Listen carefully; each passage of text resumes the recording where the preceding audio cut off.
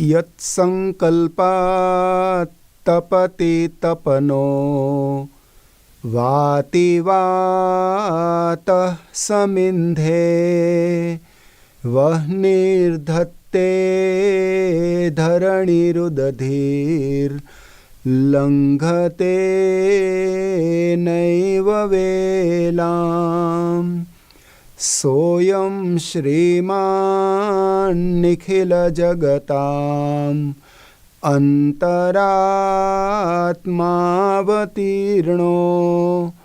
धर्मं रक्षन् दिशतु कुशलं स्वामिनारायणोऽयम्।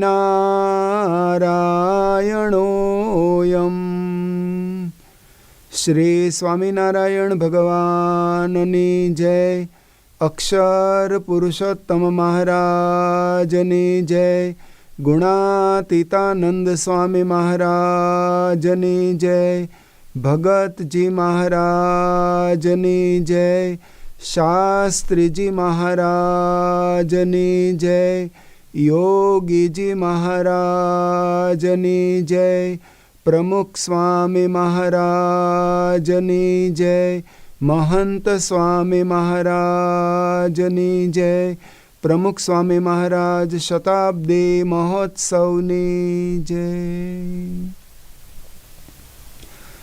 जलजीलनी एकादशी।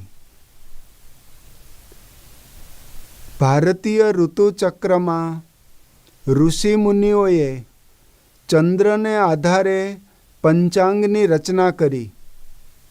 एमा 12 महीना दरेक मास में 2 एकादशी आवे। एक शुक्ल पक्ष में, बीजी कृष्ण पक्ष में। एमा आरंभ करिए कार्तिक मास थी। एनी 2 एकादशी, देव प्रबोधिनी एकादशी, उत्पत्ति एकादशी। मागसर महीना में 2 एकादशी, मोक्षदा एकादशी, सफला एकादशी। पोष महीना में 2 एकादशी, पुत्रदा एकादशी, षटतिला एकादशी। महा महीना में 2 एकादशी, जया एकादशी, विजया एकादशी। फागण महीनानी पण 2 एकादशी। एमा आमलकी एकादशी, पापमोचनी एकादशी। चैत्र महीना में कामदा एकादशी, वरुथिनी एकादशी। वैशाख महीना में 2 एकादशी, मोहिनी अने अपरा एकादशी। जेठ महीना में पण 2 एकादशी। एमा पहली एकादशी भीम एकादशी अने बीजी योगीनी एकादशी। अषाढ़ मासनी 2 एकादशी, देवशयनी एकादशी अने कामिका एकादशी। श्रावण महीनानी 2 एकादशी, पवित्रा एकादशी, अजा एकादशी।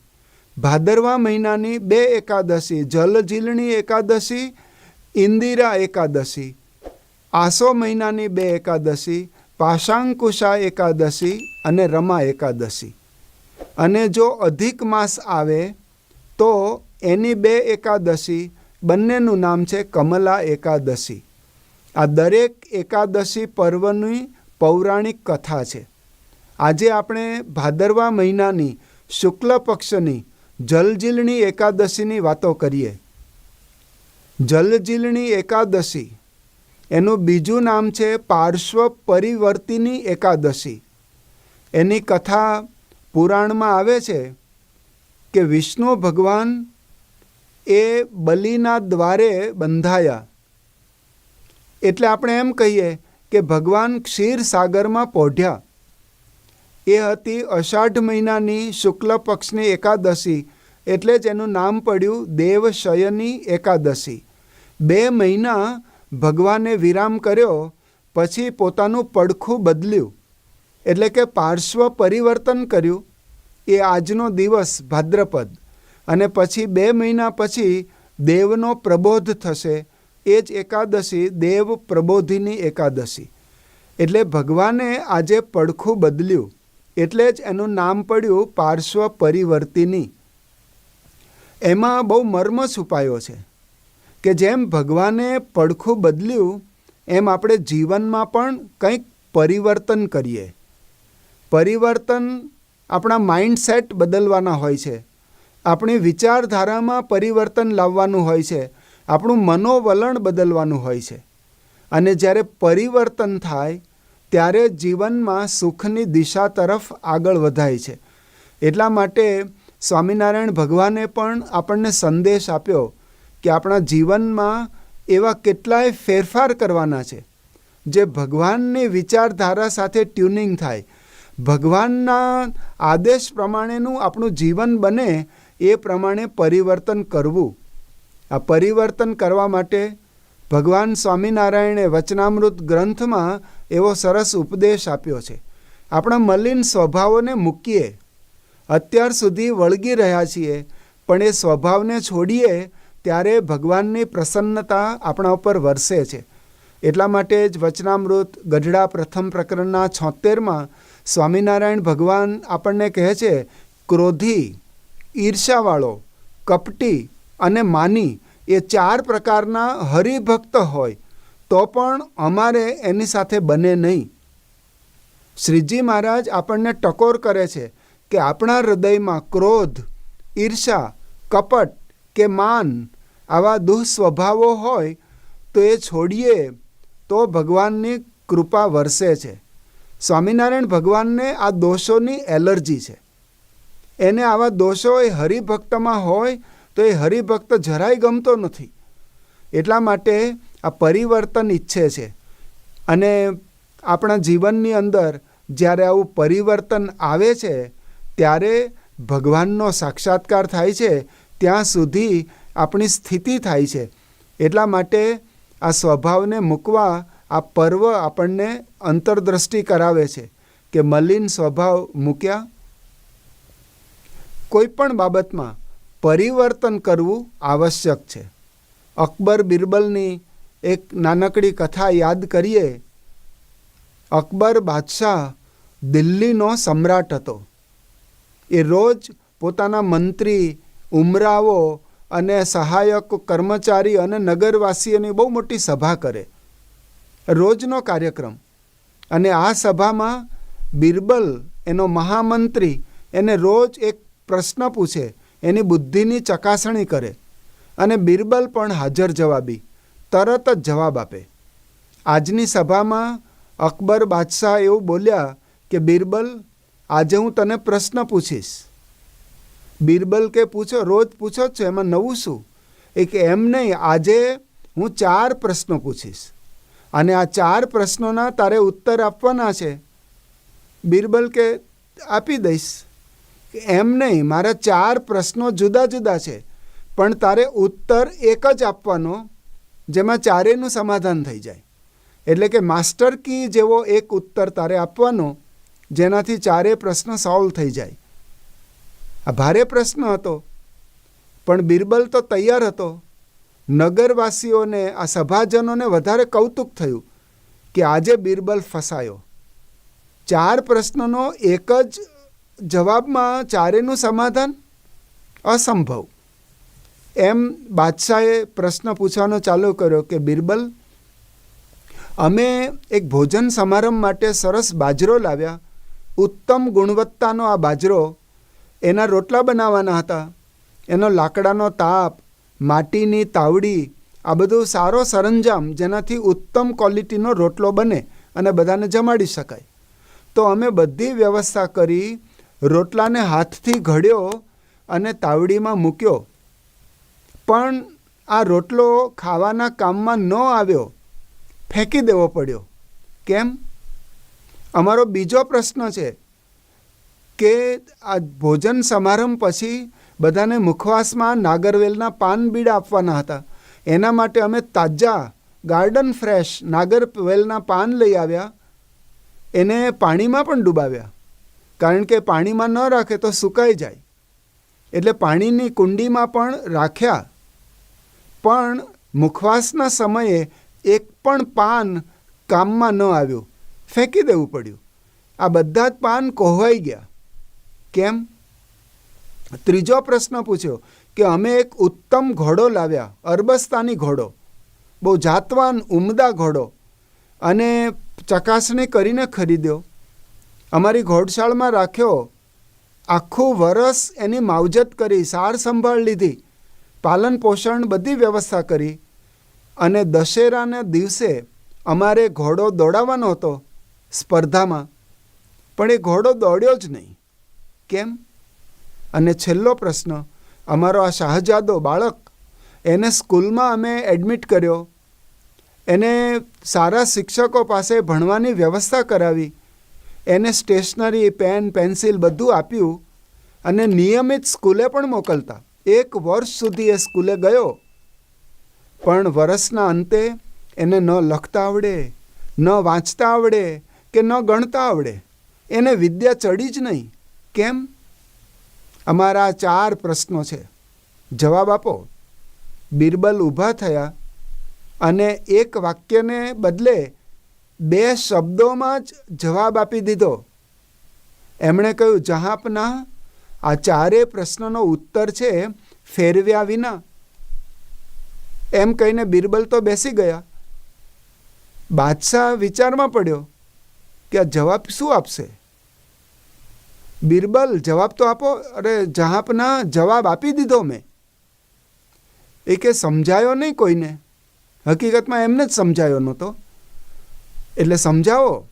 બિરબલ પાછા ઊભા થયા અને વાત કરી કે અલી જાણ, તમારો પહેલો પ્રશ્ન હતો કે સારામાં સારો રોટલો, સારામાં સારો બાજરો, બધી વ્યવસ્થા પણ સારી, પણ રોટલો કામમાં ન આવ્યો. ક્યાંથી આવે? ફેરવ્યા વિના. જ્યારે એને શેકવાનો હતો ત્યારે એક બાજુ શેકાઈ જાય, પછી એને બદલવું પડે, પરિવર્તન કરવું પડે, તો એ રોટલો શેકાય અને ખાવાના ઉપયોગમાં આવે. તમે ફેરવ્યો નહીં તો આ જ દશા થાય.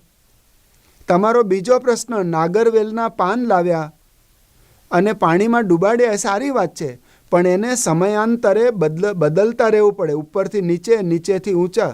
તમે નાગરવેલના પાન ફેરવ્યા નહીં, પરિવર્તન ન કર્યું, એટલે કોહવાઈ જ જાય ને, ફેંકી દેવા પડે, ફેરવ્યા વિના. તમારો ત્રીજો પ્રશ્ન, ઘોડો, સારામાં સારો ઘોડો, સાર સંભાળ લીધી, આખું વરસ તમે ઘોડશાળમાં બાંધી રાખ્યો, એને રોજ એક આંટો મરાવવો પડે, એના પગ સાજા રહે, હવે ક્યાંથી દોડે? ફેરવ્યા વિના. એના પગ થાંભલો થઈ ગયા, એટલે રોજ તમારે એક રાઉન્ડ મરાવવાનો હતો, એના પગ હવે નકામા થઈ ગયા. અને છેલ્લો ચોથો પ્રશ્ન, તમારા બાળકને સ્કૂલમાં એડમિશન અપાવ્યું, ભણવા મોકલ્યો, એ સારી વાત છે, પરંતુ એને વિદ્યા ક્યાંથી વરે, એને જ્ઞાન ક્યાંથી ચડે? ફેરવ્યા વિના. એને સ્કૂલેથી પાછા આવીને એને હોમવર્ક કરવું જોઈએ, પાના ફેરવવા જોઈએ, રિવાઇઝ કરવું જોઈએ. આ પુનરાવર્તન નથી કર્યું, આ પરિવર્તન ના કર્યું, પાના ઉલટાવ્યા નહીં, એટલે વિદ્યા ન ચડી. મિત્રો, આ કેવળ 4 પ્રશ્નનો જવાબ નથી. કોઈ પણ પ્રશ્ન, ઘણાને પ્રશ્ન છે કે અમારા ઘરમાં શાંતિ નથી, અમારા ઘરમાં થોડો કંકાસ, કકળાટ ચાલે છે, અંતરમાં પણ મજા આવતી નથી.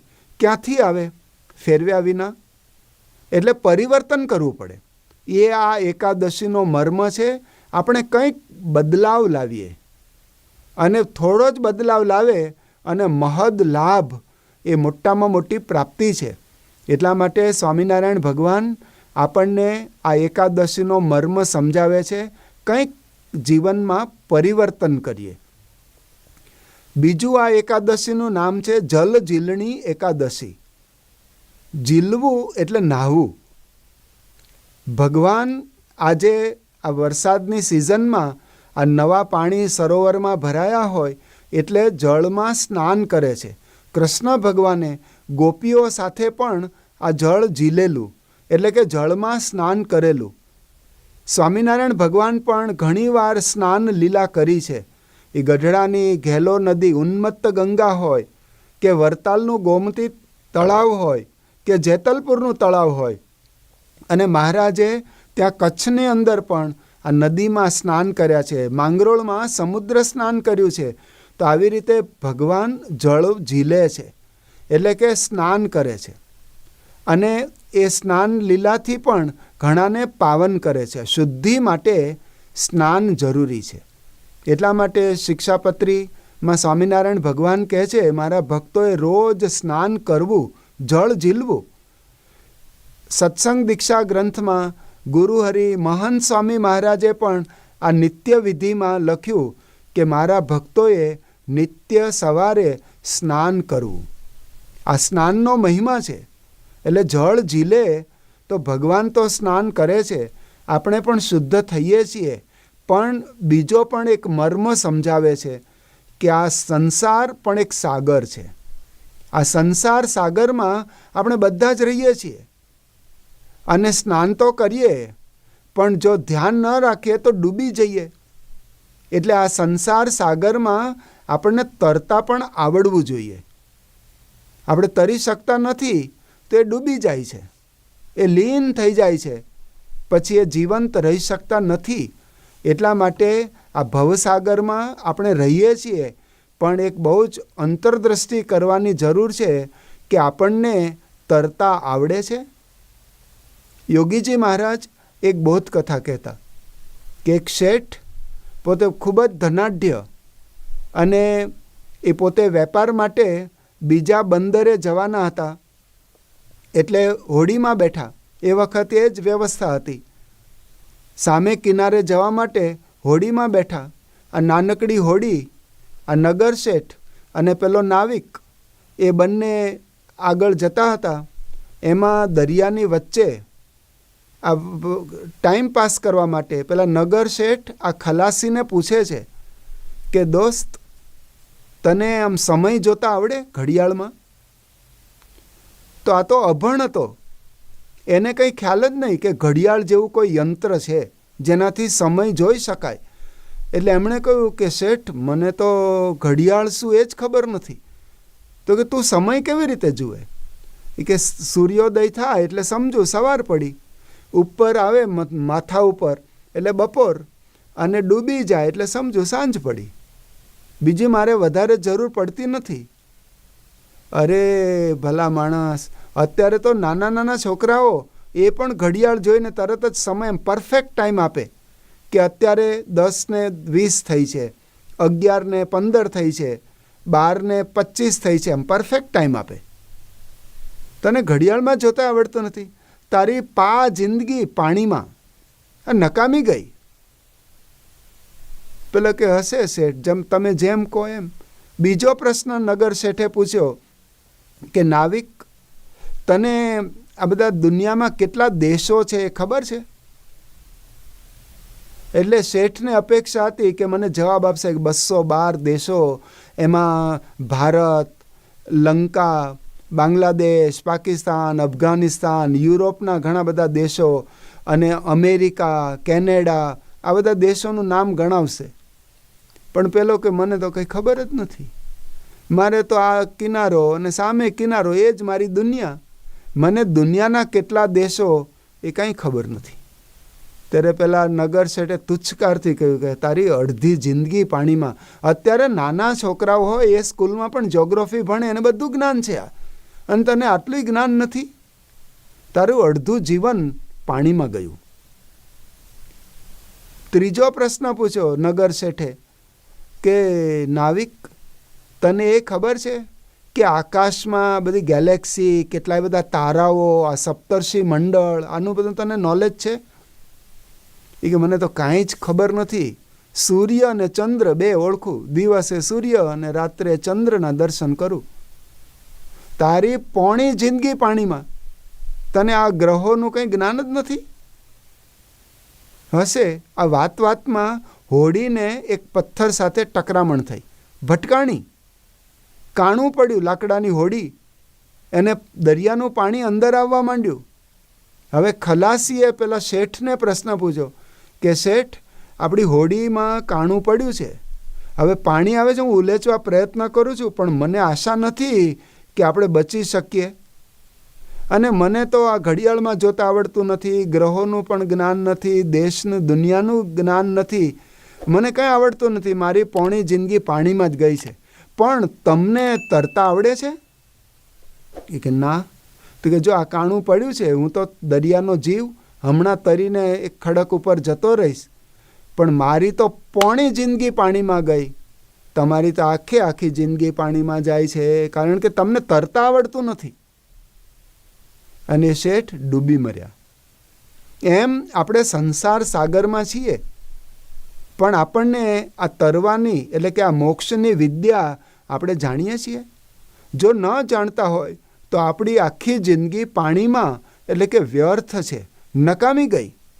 એટલા માટે આપણને ભલે તરતા નથી આવડતું, પણ જેને તરતા આવડતું હોય, તારતા આવડતું હોય એવા પુરુષના શરણે જઈએ. એ આ જલજીલણીનો બીજો મર્મ છે. એટલે સ્વામિનારાયણ ભગવાન કહે છે કે આ સંસારમાં તારણહાર કેવળ બે જ છે, ભગવાન અને પરમ એકાંતિક સંત. જેને મહારાજ ગઢડા મધ્યના 59ના વચનામૃતમાં કહે છે 4 વેદ, 18 પુરાણ, ષટશાસ્ત્ર, રામાયણ, મહાભારત વગેરે ઇતિહાસ ગ્રંથો, આ સર્વ શાસ્ત્રનું સાર એક જ વાક્ય, ભગવાન અને ભગવાનના સંત એ જ કલ્યાણકારી છે. આ વાક્ય ઉપર વિચાર કરે. 4 વેદ આ વિશ્વના પ્રાચીનતમ શાસ્ત્રો છે, ઋગ્વેદ, યજુર્વેદ, સામવેદ, અથર્વવેદ. 18 પુરાણ જે વ્યાસજીએ બનાવ્યા છે એ પણ બહુ પુરાતન ગ્રંથો છે.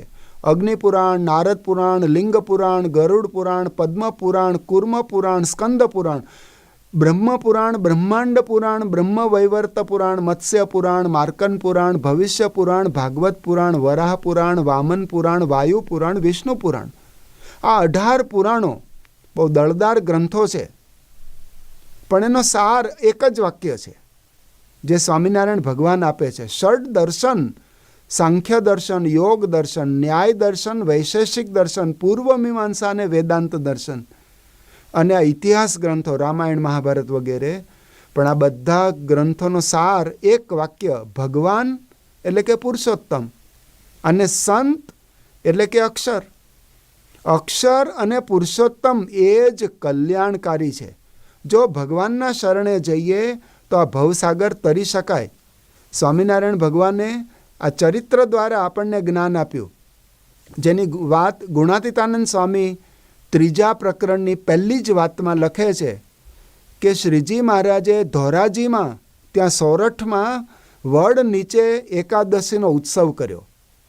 એટલો અબીલ ગુલાલ ને બધું ઉડાડ્યો. 4 દિવસનો આ ઉત્સવ, આખો અબીલ ગુલાલથી આખો વડ એ લાલ રંગી થઈ ગયો, એટલે જ એનું નામ પડ્યું લાલ વડ. અને ત્યાં ઉત્સવ પછી શ્રીજી મહારાજ કહે છે કે સત્સંગ બહુ થયો. કેવો થયો? આત્માનંદ સ્વામી કે બહુ સત્સંગ થયો. શ્રીજી મહારાજ કે હજી ક્યાં સત્સંગ થયો છે? એક સાધુ પાછળ લાખ મનુષ્ય ફરે ત્યારે સત્સંગ થયો એમ કહેવાય. પછી શ્રીજી મહારાજે એક ઉન્નત સંકલ્પ કર્યો.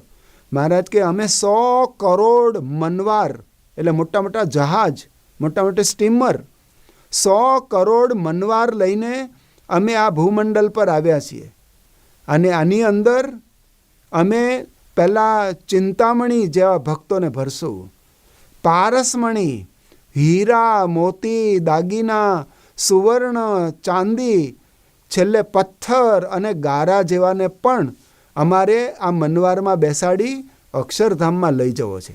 અમે એને તારવા માટે આવ્યા છીએ, એને પાર કરવા માટે આવ્યા છીએ. આવો કલ્યાણનો ઉમદા સંકલ્પ સ્વામિનારાયણ ભગવાને કર્યો. એટલે કે આપણા સૌના તારણહાર સ્વામિનારાયણ ભગવાન છે. એકવાર શ્રીજી મહારાજ એવું બોલ્યા કે અહીંયાથી આ ગઢડામાં બેસીને બોલે છે અને છે કન્યાકુમારી સુધી, આ દક્ષિણનો છેડો, ત્યાં સુધી એકેય જીવને અમારે નરકમાં જવા દેવો નથી, અમારા ધામમાં લઈ જવો છે.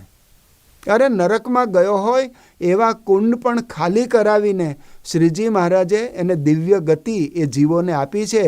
વાલે નરકના કુંડ ખાલી કર્યા, ભૂખ્યા જમગણ રે કર ઘસી પછતાય, સ્વામી નારાયણ પ્રબળ પ્રતાપ છે.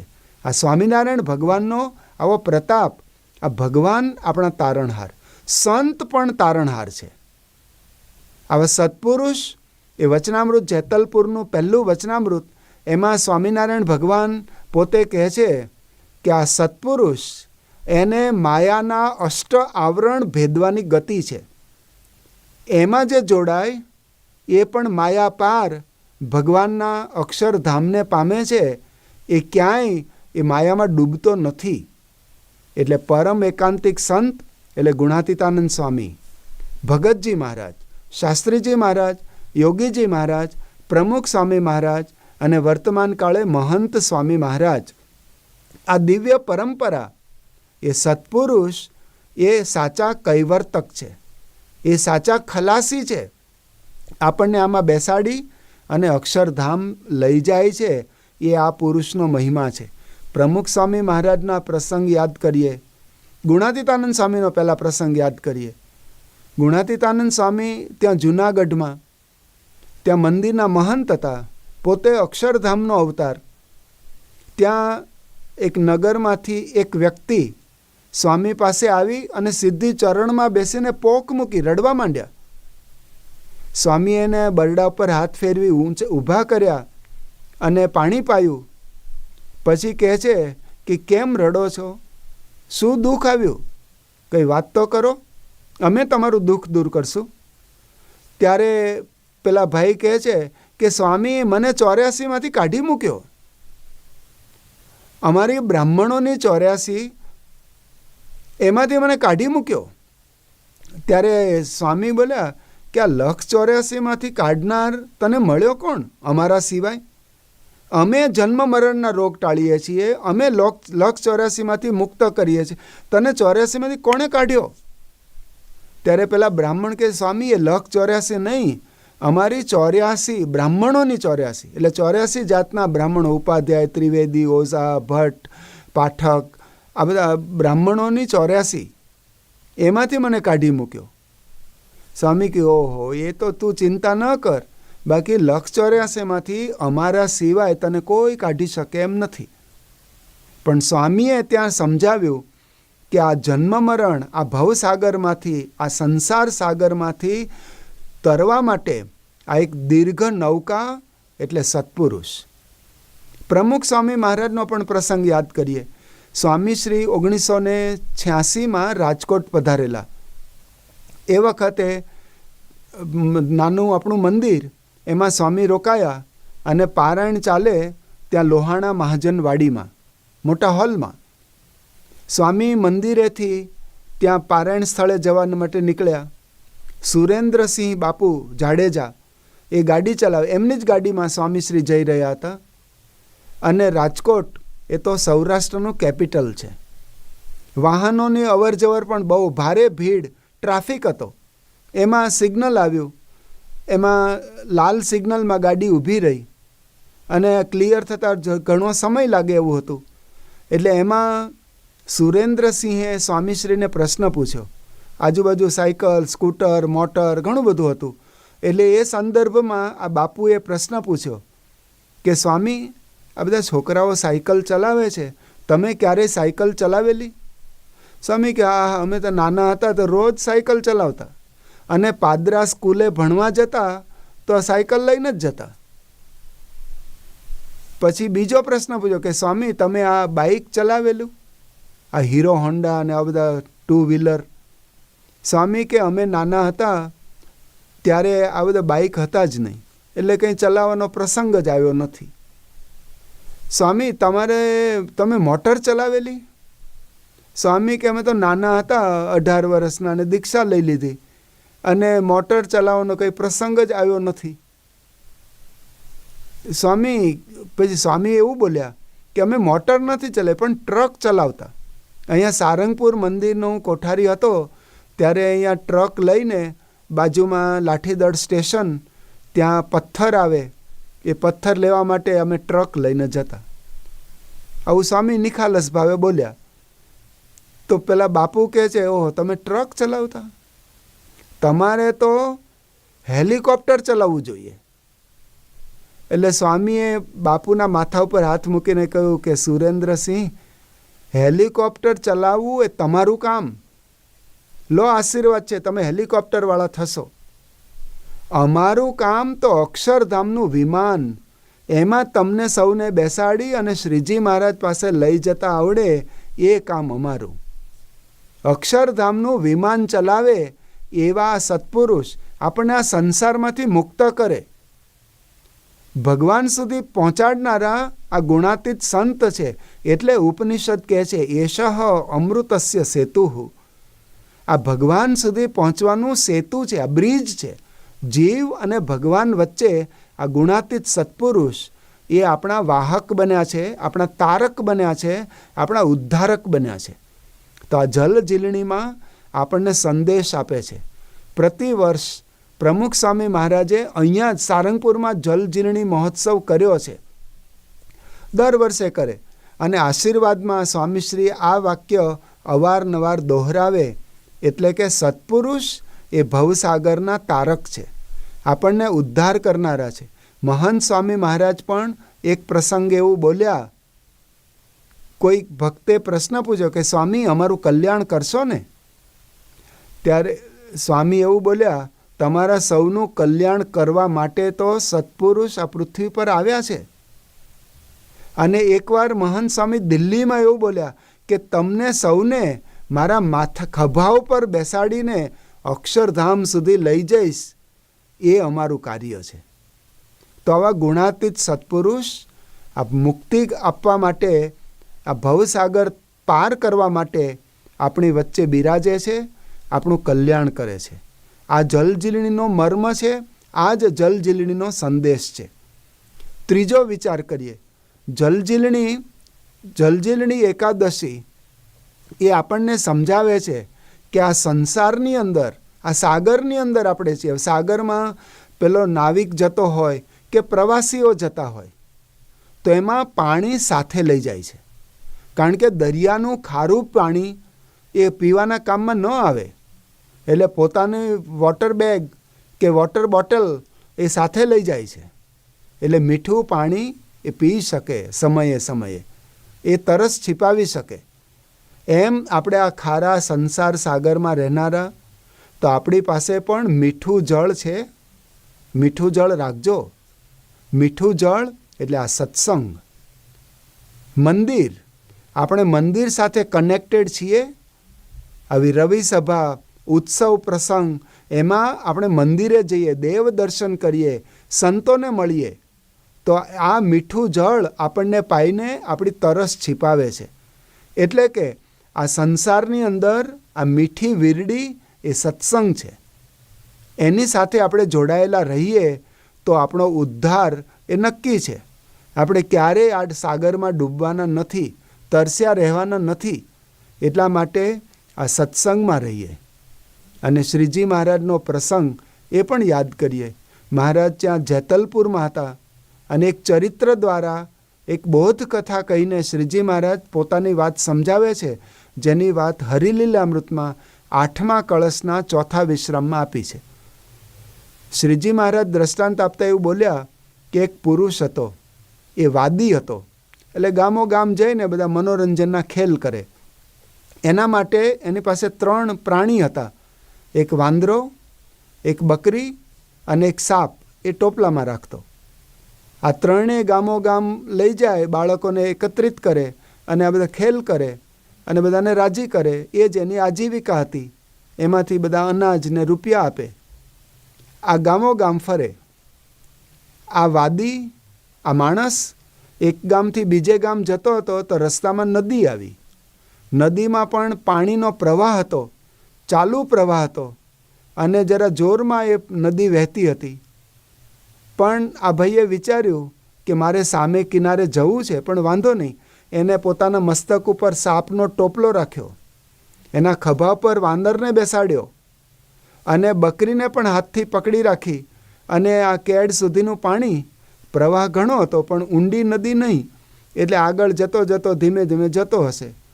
નદીના મધ્ય ભાગમાં પહોંચ્યા ત્યારે આ વાંદરો, ચંચલાત્મા, એનાથી સ્થિર રહેવાયું નહીં. એટલે એણે એમ થયું કે આ ટોપલાને હું આમ ચાળા કરું. એટલે ઢાંકેલો ટોપલો હતો જેમાં સાપ, એનું આમ ઢાંકણું ખોલી નાખ્યું. હવે ઢાંકણું ખુલ્યું એટલે સાપ તરત જ ફેણ માંડીને આ કોબરા બેઠો થયો. અને ફૂં કર્યું એટલે બકરી ઉપર આમ ફૂંફાડો માર્યો. તો બકરી પણ ગભરાઈ ગઈ અને એને હાથ છોડી દીધો મદારીનો. એટલે બકરી તો તણાઈ ગઈ. આ વાંદરો પણ ઉછળ્યો, સાપે આમ કર્યું એટલે એ પણ તણાઈ ગયો. અને સાપ ટોપલામાંથી બહાર આવ્યો, એ પણ પાણીમાં તણાઈ ગયો. ત્રણેય હવે આને તારવાની તો ઈચ્છા હતી કે હું પકડી લઉં, પણ આ વેગવંતા પ્રવાહમાં ત્રણમાંથી એકેય બચાવ્યા નહીં અને દરિયા ભેગા થઈ ગયા, મરી ગયા. અને એકલો વાદી સામે પહોંચી ગયો. આ દ્રષ્ટાંત આપીને સ્વામિનારાયણ ભગવાન કહે છે, અમે પણ આવા જીવોને તારવા માટે જ આવ્યા છીએ. કોઈ સાપ જેવા ક્રોધી છે, કોઈ વાંદરા જેવા ચંચળ છે, કોઈ બકરી જેવા ડરપોક છે. એ બધા જીવોને બધા ગમે તે હોય અમે તારીશું, પણ બધા સ્થિર રહેજો. અમે કહીએ એમ કરજો, મનસ્વીપણે ન કરતા. અને મનધાર્યું કરશો તો તણાઈ જશો. અમે કહીએ એમ કરો. આપણે શ્રીજી મહારાજને માનીએ, મારા ઈષ્ટદેવ શ્રીજી મહારાજને માનીએ, પણ શ્રીજી મહારાજનું માનો છો? એનું વચન પણ માનવું જોઈએ. એટલે કે અમે જે આજ્ઞા આપી છે એ પ્રમાણે જીવનશૈલી બનાવજો. શ્રીજી મહારાજે આજ્ઞા કરી કે આ એકાદશીનો ઉપવાસ કરવો, એટલે કે અન્ન લેવું નહીં. પણ આપણે કરતા નથી. કેટલાય માણસો એવા કરતા નથી. પણ એકાદશી કરવી, ઉપવાસ કરવાનો હોય. આ ભગવાનનો આદેશ છે. અને એકાદશીને દિવસે કોઈ અન્ન ખાય, એટલે કે ઘઉં, બાજરી, ચોખા, મગ આવું બધું ખાય તો ભગવાન કહે છે કે મને આમ 1000 બાણ માર્યા હોય કોઈએ એટલી પીડા થાય છે. તો બધી ફરાળી આઈટમ તમે જમી શકો, પણ એ રીતે એકાદશીનું વ્રત કરવું. યોગીજી મહારાજ એવું બોલ્યા કે આ એકાદશી તો આપણે નિર્જળ એકાદશી કરવાની હોય. શાસ્ત્રીજી મહારાજ 5 ઉપવાસ નિર્જળા કરવાનું કહેતા. એમાં 2 જયંતી, સ્વામિનારાયણ ભગવાનની જયંતી અને કૃષ્ણ જયંતી એટલે જન્માષ્ટમી, અને 3 એકાદશી. આ ચાતુર્માસનો આરંભ એટલે કે અષાઢ સુદ એકાદશી, ચાતુર્માસનો મધ્ય ભાગ એટલે આ જલજીલણી, અને ચાતુર્માસની પૂર્ણાહુતિ એટલે દેવ પ્રબોધિની. આ 3 મોટી એકાદશી એનો ઉપવાસ કરવો. અને યોગી મહારાજ બોલ્યા કે શાસ્ત્રીજી મહારાજની આજ્ઞાથી એક ઉપવાસ કરે એ આખા વર્ષના ધારણા પારણા કરતાં પણ અધિક ફળ. આવો મહિમા આપણને ગાયો છે, આવી વાતો કરી છે. તો આપણે ભગવાનનું વચન પાળીએ, એકાદશીનું વ્રત કરીએ. અને નિર્જળા ન કરી શકે, કોઈ વડીલ હોય, કોઈ બીમાર હોય, કોઈને પ્રશ્ન હોય, તો ફળાહાર કરીએ, કંઈ ફ્રૂટ લઈએ, જ્યુસ લઈએ, અને ફરાળી વાનગીથી આપણે ભોજન લઈ શકીએ. પણ આ અન્ન ગ્રહણ ન કરવું એવો આદેશ છે. તો આ એકાદશીનો મર્મ આપણે સમજીએ, જીવનમાં ઉતારીએ અને દ્રઢ કરીએ. એ જ શ્રી હરિ અને પ્રમુખ સ્વામી મહારાજ, મહંત સ્વામી મહારાજના શ્રી ચરણોમાં પ્રાર્થના.